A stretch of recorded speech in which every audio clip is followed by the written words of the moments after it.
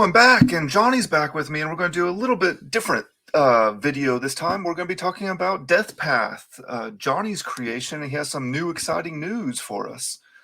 So I'm going to kind of turn things over to Johnny, and then I'll pepper him with questions, and we're going to get right into this. So Johnny, tell us about Death Path. Death Path. Oh, wow. What a journey it has been. It started from a concept, a game that came out of nowhere when I was a mere 11 years old, playing in school. Didn't go out to the second recess. You know, we're going to stay in second recess a little bit. It was only like 15, 20 minutes anyway. Why even bother? It's not even enough time to pick teams properly. So we basically created our own game, me and a couple of buddies, where we each had our characters and, you know, you've got a lantern, you can do this. I'm guessing it was probably, like, without even knowing it, indirectly, like Dungeons and Dragons influenced, even though it wasn't really our thing. Right. Maybe a lot of choose your own adventure books at the time, but that was years ago. And when Brian and I had a previous show called Slurpcast, we kind of were talking one day about games we made up when we were kids.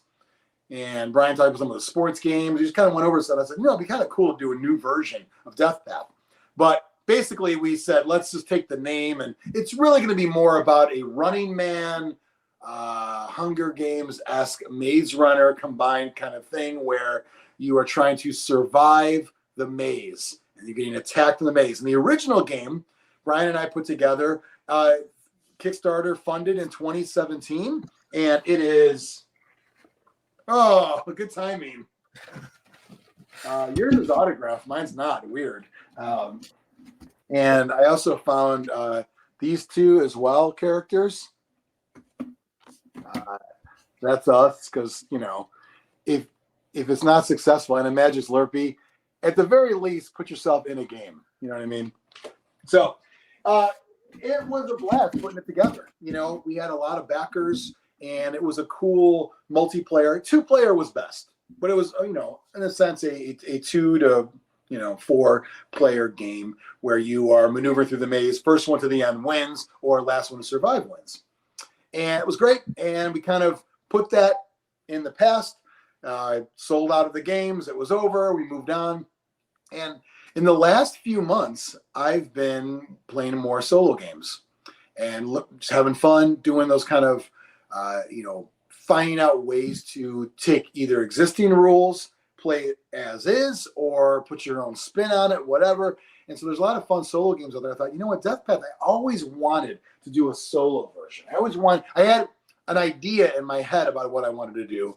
And then I started looking on the Game Crafter website. It's a company in Madison, Wisconsin that lets you basically, one, support local game designers because they can put their game up there, you can buy them. But also, if you are a designer and you want to make a game and not go through all the BS that I went through to get the original Death Path done, I'm talking about trying to work through companies in China and dealing with insane minimums. You know, the idea that, listen, I'm not Fantasy Flight. I can't order 1,000 games just on a whim. You know, I didn't have that kind of money. So, and then you don't know what you're going to get because you wait, and it's like, it's on a boat, and it was stuck in like a port for a couple of months, and then it was on a pallet in some warehouse somewhere. All these things. I'm like, I'm done. I'm never going to do one of those games again, like in a traditional sense through China ever. But Game Crafter provided a local in America solution to do one-offs. So I started to put together some rules, and I got my first prototype copy from them, played through, tweaked it some more, ordered another one, tweaked it some more, ordered another one, tweaked it some more, and all in the span of probably 4 months, I put the whole thing together. And what is in front of me right now is the final product here. And basically, it is you could call it a travel version. I mean, you know, this was, a bit obnoxious. I mean, there was a lot of stuff in it, but because you could fit the game mat in there too, but that's not really what makes the most sense. This one here, Death Path Solitary Assignment. The idea would be the solo version.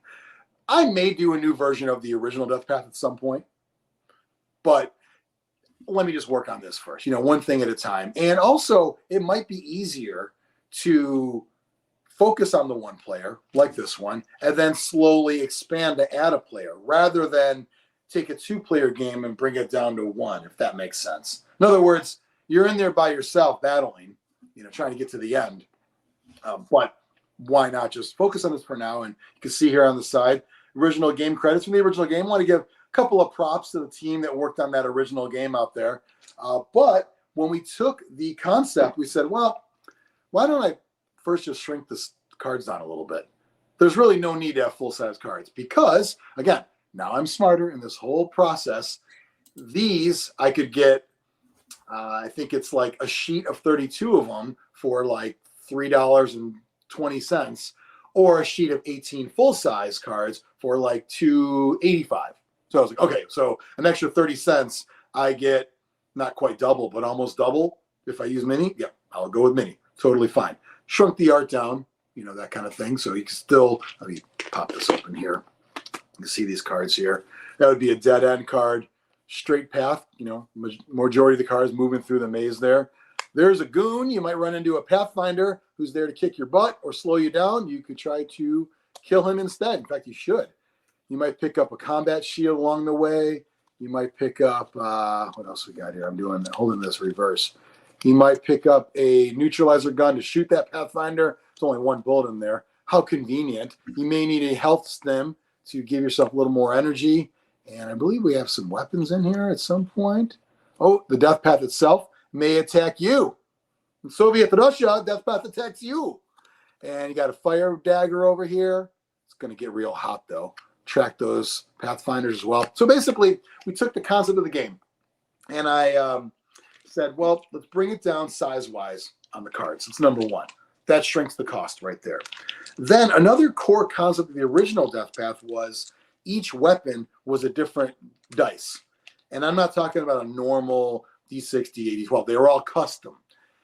I really wanted to stick with that concept. I just think it's something that I think it was part of the identity of Death Path. I feel that Death Path consisted of the key element of flipping over cards.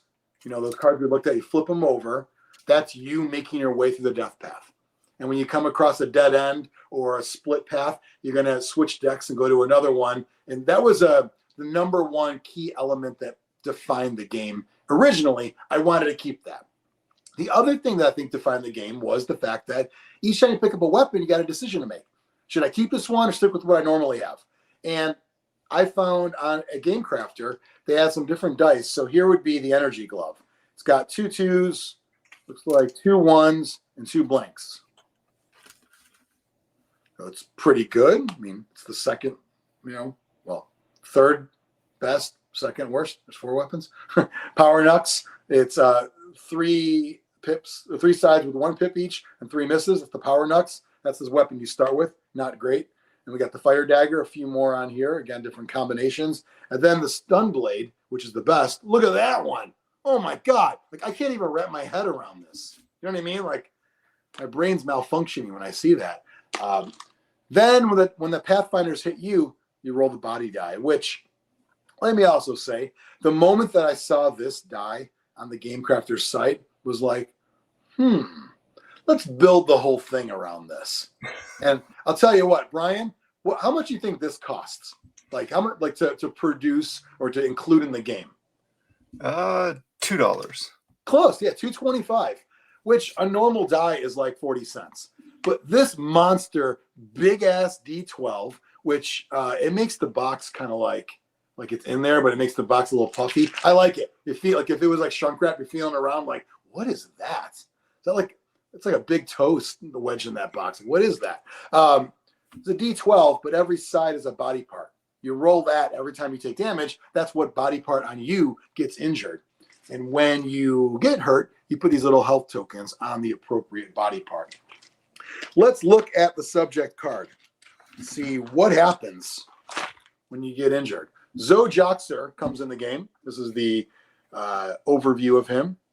He kind of reminds me of a guy that would say Zoe knows, on a poster, or there would be a version where he's got shoulder pads and a bat. And it's why does he have shoulder pads and a bat? Oh, 2 sports. Well, that was Bo, and Zoe has 5 sports, I believe. 5. Did I say 5? Yeah. That's 3 better. That's 3 better. Yeah. I didn't say what they were. Could have been like, I don't know, could have been curling. We don't know. Subject rating 86. I have a sort of a formula in Excel of all the stats and all that kind of stuff. And he's kind of the three in the game, he's the middle of the road one there. And this is the side you play with face up. This is what tells you how much health you have in each of those body parts we saw on the die earlier. So when you take damage, you put a little cube on there. And when you fill up a certain body part, you got to consult the damage charts here. If you fill up the health, the head body, what happens there, Brian? I can't read that. Dead, dead, dead. Yeah, and I don't know. Could you read optional rules? That's too small. After death by headshot, tear up subject card into several pieces. That's optional. If you're cool, you're doing it. Those of you who remember the old Highlander card game will remember when you kill somebody, the quickening, and you tear up their card in front of them. I'm sure there's other games like that. Yeah, I'm not saying you got to do that. That's kind of ridiculous, but it's in there, optional. Some of the other body parts, when you fill it up, like if you hurt your foot, you might get trapped in a hidden path. Or if you hurt your hand all the way, you can't hold the weapon. You got to switch hands, that kind of thing. So the damage charts tell you what to do when you fill them up. And then also the rules for fighting are on the other side of that damage chart. So that's how you fight Pathfinders. Speaking of rules, this tells you what all the cards do. So it's a card talking about cards. Whoa. That's right. Yeah. Another mind-blowing moment there. Setting up the game, how to get it going right out of the box. Escape the maze to survive. And then the overall turn sequence there. There's no rule book per se. There's just the 3 double-sided cards really have all the rules that you need. You got it, Brian. I'm trying to be a little wiser in my old age. And it was actually cheaper to spend 3 of my 6 big cards on rules than it was to produce a whole rule book. And stuff you learn. You know what I mean? And then, fluff normally be in a rule book, right? Why don't we put the fluff on the... Is that upside down? Sorry. I'm trying not to spill out the contents here. Why don't we put the fluff of the game on the bottom of the box? Well, I kind of like the rules being on the cards like this, too. I think is easier to have them out as reference and play. Where if it was a book, you'd be flipping back and forth, where I could just have the damage card sitting out on the table so I could just reference it. Yeah, thanks. I think it also is probably a testament to the fact that it is a very simple game. If you don't consider yourself a gamer, you can still have fun with this. This is not a complex one-player game where there's like rules and tokens and cards nonstop. I mean, if the rules themselves could fit on 3 double-sided cards, I mean, what more do you need? Why would I produce a 4-page book or a paper book stapled that's gonna, get ripped apart immediately? Because I mean, if it's that small, it's gonna be probably kind of poorly crafted. Just put them on the card. Put it on the card, as a famous game company owner once said. Put it on the card. Speaking of cards and putting it on the cards, 2 other subjects are included in the game here. Mizzy Pizzone. She was once a cheerleader, and a great cheerleader, and also a gymnast, and said, you know what, I've also got a taste for killing as well. She's a little tougher to use. Her subject rating's down to 80, a little lower. Less boxes, and I didn't mention the abilities. Oopsie. So Zoe is retired. It's not a good trait. It's a bad trait. Okay. When he gets leg has no health, he's dead. In other words, he can't even walk anymore. Pathfinder's going to kill him and just destroy him. So it's not that actually evens out all the boxes he has because of all the armor he's wearing. So he's all armored up, but he's an old man inside. Ironic. And here, Mizzy is not wearing a lot of armor. In fact, I didn't even want to cover up her chest because, why would I cover up her chest? You know what I mean? Doesn't have a lot going on. Got a little something on the legs. That's why we got 3 on there in the feet and the boots. A little bit of armor there. That's why we got 3 boxes there. But she's got an ability where she gets to bring it on. It's like a movie. And every time she kills a Pathfinder, she heals 1 box. She's getting a little excited. Again, like I said, wonder if she was like a slayer at one point. And Wolf Nilsson, there was an experiment. It went wrong. That's all I'm saying. You take a dog, you take a human, you sprinkle in a couple extra whatever, put some salt on there as well, and all of a sudden you've got Wolf Nilsson. Subject grade 98. If you're looking at the 3 subjects in the game and saying, is this like easy, medium, hard? Yeah, sort of. I think that Wolf is the easiest to use because the highest subject rating. He's got a lot of boxes and a good ability. When the Death Path attacks you, that's when it's coming in from all directions. The maze is closing in, bombs are shooting at you, all that. He can sniff it out first. It's like something's coming. Something's coming. He's like, someone fart? Nope, that's the Death Path. I smell it. I smell what the rock's cooking. And when the Death Path attacks you, you roll this D4. He lets you re-roll it. So if you're stuck on a 4, you re-roll it, you might get a 1. And that's how many times you roll that body die, that big old damage die here. So if you can get this from 4 to 1, it's a whole lot better for old Wolf Nilsson. Inside this game, you also will have 2 starting weapons. You'll see on these cards, just power nuts. When you have 2 of the same weapon, you can re-roll the die. If you have 2 different weapons, you choose which one you want to use. You can swap them back and forth. And again, with those maze decks, there's the red back or the black back one and the green backed one. The green back one has better weapons inside.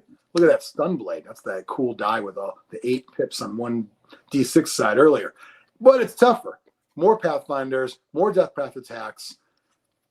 So it's more treacherous, but also more rewarding as well. You can choose to start with the black or the green, but just know that when you encounter a dead end, you got to swap to the next one. When you encounter a split path, you decide, do I want to swap or stay here and treat it like a corner card when you go around a corner? Speaking of corners, if you go around a corner and a Pathfinder's there waiting for you, boom, he hits you first. Normally you hit first, then him, then you, then him. And you're rolling your dice after you take that first round of damage. So that's something that's, if you got a comm tracker, that's also in the game, you can avoid an ambush if you're holding that. So part of the game, a big part of it is random. There's no doubt. There's also an element of memory, remembering what you've seen already. Wait a minute, I think I saw that already, so we shouldn't go here and do that. And then there's also the choice of what item should I equip? Or what body part should I heal? Healing my foot is going to help me last long in the Death Path. Healing my hand will let me hold that weapon when I get the stun blade, that kind of thing. So I think a big part of it is deciding what to do when things don't start to go your way. When you get stuck at a dead end, and then you get a split path. Like, should I go back? I was just making my way through the other deck. Sometimes I'll hit a dead end and immediately try to go back to that other path. So a lot of decisions in the game, but of course, random is a huge element of it. You want to look at the website and where they can get this game and kind of go over that? There is a website. Yeah. The website. Is that on the screen right now or coming up? Is that what you're doing? It will be. Let's see. Which view do we want? Let's go with that one. So you can type in deathpath.com and it'll go right to here, or you can find it on GameCrafter. I paid a little extra to get that domain name back, so I'm just saying, why don't you use it? You know what I mean? I had to pay a little ransom fee to get my old domain back, and it's like normally be $15, well, you let it go, so now it's $60. I'm like, oh, you son. One of the things on here that I want to point out real quick before I let you take over again, this video that you put together, if anyone wanted to see how the game actually played, this is not just like a how to play quick type video. This is actually a full playthrough of a game. So if you wanted to see what the game was like before you go up there and click buy, you could watch this video and not only see how to play, how the game works, but a full experience of the solitary assignment. Thank you, Brian. A real game. I'm a real live boy, everyone. It was a real game. And I will say, and for your viewers, other people won't know this, but it was my second attempt. Not that it went so bad, like, oh, I lost. No, I screwed up so many times in the first one. I was flubbing over words. I was saying dumb stuff. And so I was just like, I don't know. It could have been an amazing game, but I lasted 2 minutes and I'm like, I'm out. I set this one up, put the camera up there. I'm like, let's play through. And it actually worked out really well. It's about a 20-minute game. and a 5-minute like intro and outro, where you go through unboxing at the beginning, 20 minutes of game, and a couple minutes wrap up there. But we encounter a bunch of Pathfinders. We make our way through the maze. You can find out if I live or die at the end. And the beauty of Death Path is you want to survive. You want to get to the end. You win the game. More importantly, you survive. And the government has now found another soldier for their impending war to take over the world. And that soldier could be you. Me? You. Yeah, that's right. You, Brian. That's should we talk about something like that, like an accessory or something? Sure. So the main game here is $34.99. You could buy it with a little shopping cart thing, as we do on the internet. But then there's also this add-on here. Do me a favor, click cart and pay now, and just go through that real quick. And then change quantity to 50, and just so your viewers can see real quick. And go ahead and slowly type my credit card number in, so that way if they want to follow along, they can do the same thing. They can right. They want to order 50 stocking stuffers, whatever. So basically, if you can swap views for me real quick, Brian, I am going to show off this lovely hunk o rubber here. You were a big fan of this, right? You said you liked it. Yeah, and this keeps... I'm a big fan of having order to the tabletop, particularly with solo games. I think it's important to have a place for everything, and this mat does that. This has a place for everything you need to play the game, and keeps everything organized. And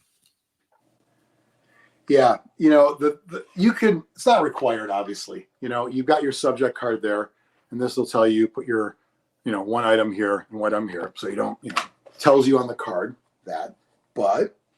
Nice to put that there. Reminds you health tokens, your body die, and all that. Which maze deck is unexplored? You haven't been there yet. Which maze deck you've still are going through, and things you've seen already. So it is definitely not required, but makes it easy to scoop up cards because you're doing a lot of flipping. It's a little bit of might need a little bit of this texture on there. Also, I'm just saying, at the very least, it's a mouse pad too. I mean, I'm not sure we need mouse pads anymore for actual mouses or mices or mices, but you could put a drink. Maybe like a shot glass there, I guess. Oh, new version. Instead of damage. Okay. But, the base game, like Brian said, it's up at deathpath.com through GameCrafter. They've been amazing to work with. And it's like a one-off. I mean, it's not me having to order 500 copies from China. You basically buy a game and they make the game for you and then ship it out to you. It's like a made to order system. And I think it's phenomenal that this exists. And they've been awesome to work with. Periodically, they may offer sales, so keep an eye on the site as well. There may be, scroll down a little bit. I got a couple of awards already. Look at that. The game's been up for like 4 days and recording. Scroll to the bottom real quick. They already gave me 2 awards, accolades. Oh. I won a Red Stone Seller. I don't know what that is, but it sounds amazing. And a community verified as well. So it's pretty cool. It's like my old brag vest in Cub Scouts. You know what I mean? It's a lot of flex I'm putting out there, like verified. Some shots there, action shots of the game. There will probably be more characters, more subjects, if you will, later on. I'm going to try to not get in over my head. In the original Death Path, I had a problem.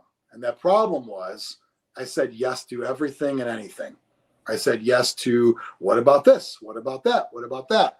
And I was able to just get it done, but it was not the experience I'd wanted. I think it's better to let something live on its own for a little bit, have people enjoy the 3 different subjects in there, work through some kinks. Maybe we make a few tweaks down the road. I don't know.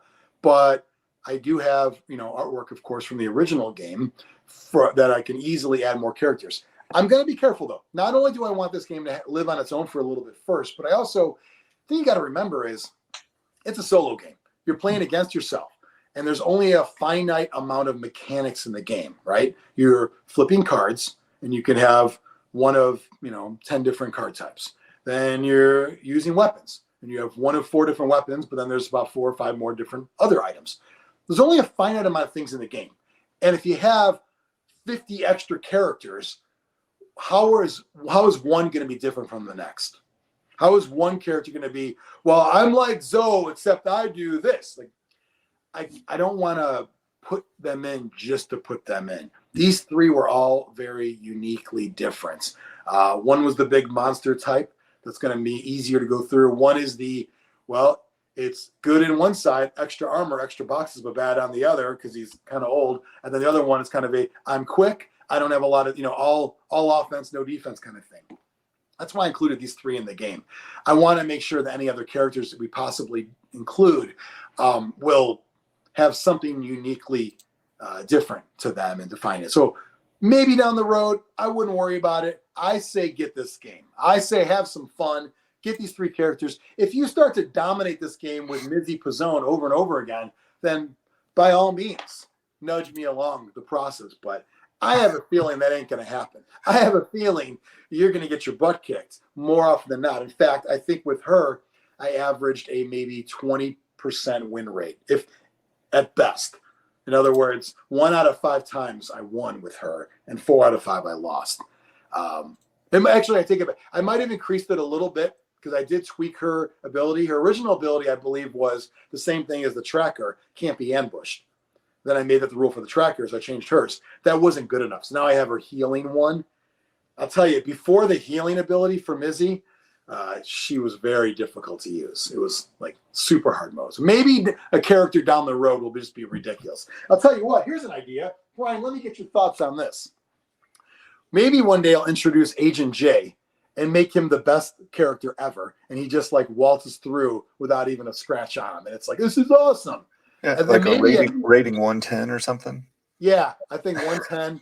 And I'll tell you, his ability in the old game was to ignore one dead end. So, because he knows the inside and out of the death path. That's probably going to continue when I use him in the game. And he's got a little bit of armor as well. He is going to be a good character. In fact, he's probably going to be the best. But this guy is probably going to suck ass. You know what I mean? I think I need to make him like the, oh my God, if you really want to try to play with Brick Shell, like it is an exercise in futility. You will not win. You will not make it to the end. But if you do, maybe a special prize for you. Or maybe you have to tear up his card. You make it through with him. And it's like, you've achieved everything. Destroy this subject. And there is no more. But anyway, no, it's been fun. It's a fun side project, a fun thing to work on. And I learned so much from the original Death Path. When we put this together, you and me, Brian, a few years ago, it was a lot we learned. A lot of mistakes were made. A lot of fun was had too, though. People enjoyed it. But learning a lot there and also letting me basically, it's like a band that has like an over-the-top album or tour, and then they do like, let's just do an acoustic set. I stripped it all down and said, let's just do a basic one-player game, and we'll look later on. And I think it might actually lend itself to one player a little better. I was actually going to say, if I were asked, I think it actually is better as a solo game than it was before. Okay, there you go. But you weren't asked, though. I was not, no. Do you have any intention of reprinting the multiplayer version of the game? Great question. I will not be reprinting that game. However, sneak peek for your fans. One moment, please. Secret stuff over here. Fabulous secrets were revealed to me. I've got a playtest version I'm working. This isn't the real box. It's a box with a sticker. But it is a real box. Not the real box. Yeah. This is the thought of reprinting a version 2 of the original game. In fact, Death Path Resurrected is the name. And full size. In fact, I'm going to be looking at maybe doing, let me take a step back. Probably still mini cards for the decks, because I think that works best for the decks. But some other cards, other things, I'm considering, Brian, dice that you put stickers on. Okay. and you put the stickers of the characters on the dice to emulate the different classes in the game. It's not really a thing in Solitary Assignment, but in the original Death Path, there's 6 different classes, color-coded as well, that define what dice you use. So I believe that's the plan. So there will be one day, Brian, a new version, Death Path Resurrected. But that one day is not today. Something to look forward to, though. But I mean, I know that once people that are interested in this and buy this, a lot of people that buy these type of things like buying more. So it's good to see that there's this future for it. You know, there's more subject cards that could be released or a whole new version of the original game out there. So it's not a game that's like this one-off, buy it and then, yeah, that was nice, I got your money, move on. Yeah. There's going to be other stuff in the future. Really good point. You know, in the original game, the Kickstarter version from, you know, several years ago, it was tough because we basically included everything, right? I mean, Brian, if there was a backer who said, I want in, you got everything. It left me no room to grow, which at that moment was a good thing because it was hard to grow because it was like a chicken or egg. How did I even have the funds to grow when I was already in the hole from putting everything in the game to begin with? So that's kind of what I learned. But the great thing about the way I look at it is if this is a universe that I created with the help of you and Scott and Brock and Jeff and Paul, all the guys in that original game, you know, little props there on the box there, get some names on there. It's a universe they helped me create. And it was something that the investment was up front. And now I have the concept and the creative and the scope of the projects I want to do with it. Hopefully, it will allow me to release things in a manner that will make everybody happy, including myself. Right on. Well, I think it's a great product as it is, the solitary version there. And I think people should go out and buy it. You got it. Deathpath.com. Get your hands on it. I don't want to say while supplies last because through a normal publisher. However, anything can happen.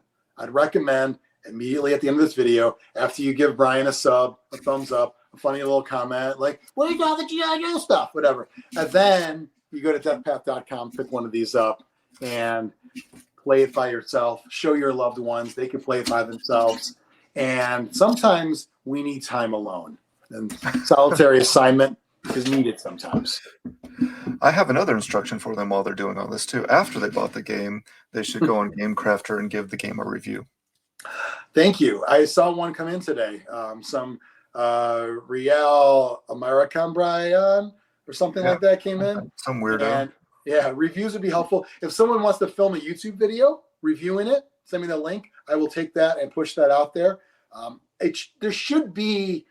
I requested another entry on BoardGameGeek.com. It takes a while, I think, to get stuff on there because right now the only Death Path on there is the original, and then this one will be on there, and then eventually other things. But you'll see that there as well. And of course, social media: Death Path Game on Instagram and Twitter, and Death Path the page on Facebook. Find out get some pictures, some fun little other stories. You might see some history of what happened back in the day in the original game. Learn on there. Maybe some other merch as well. Maybe some stickers and some shirts and all that. Who knows what is in store right now? It's got to start with the game. I want to see. I got a small goal of getting maybe just 1 million copies sold. Like, I don't want to go nuts. I don't want to go nuts for like 3 million. You know what I mean? What? Like 1 million in the next month. You know, I love your your chutzpah with all of that, Brian. I love the fact that level of gusto you think. I'll say by the end of the year, millions sold. If we can get to 1 million sold, then let's talk next steps. All right. I think I'm at, let me do the math real quick here. How many digits is 1 million? That's six? No, 7 digits, right? Yes. I'm at, carry the 3, 46, 9er, 3, square root of 7. If you cut that number of digits in half, and then cut that number of digits in half, you're roughly where we're at the moment. So Every little bit helps. Excellent. Everybody starts somewhere. That's right. Well, thank you for being on, and thank you for showing us this new awesome game. And I hope everyone goes over and checks it out on thegamecrafter.com, or deathpath.com is probably easier. Just go ahead and follow that. Got it. Yo, Joe.